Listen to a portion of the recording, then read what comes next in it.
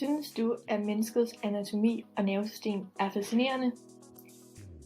Kunne du tænke dig at arbejde som specialiseret læge med at operere på menneskets hjerne og ryg efter skader? Så er det måske noget for dig at blive neurokirurg.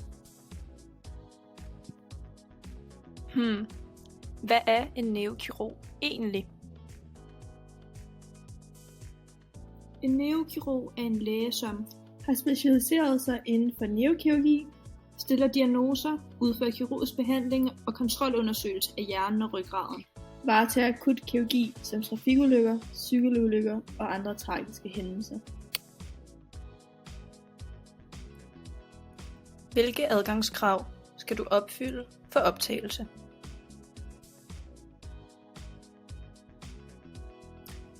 For at blive optaget på bacheloruddannelsen er der følgende uddannelseskrav. En gymnasial uddannelse.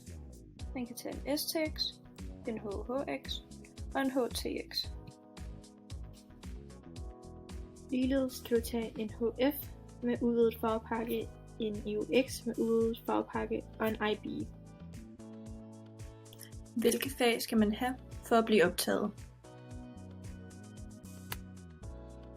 Dansk A, engelsk B, matematik A, fysik B, kemi B, eller fysik B, bioteknologi A, eller kemi B, geovidenskab A, eller kemi B, biologi A og fysik C.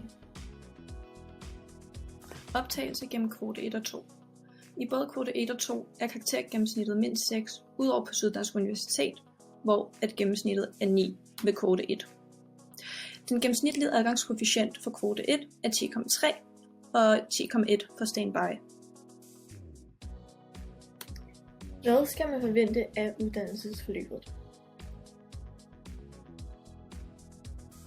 Du starter på medicinstudiet på universitetet, hvor du skal være i 6 år, inden du går videre til klinisk basisuddannelse.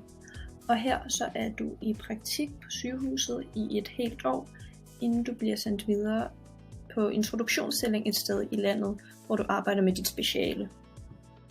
Derefter kommer du på hoveduddannelsesstilling inden for neurokirurgi, som er dit speciale, og her skal du være fra 4 til 5 år, inden du er færdiguddannet speciallæge inden for neurokirurgi efter 12 år.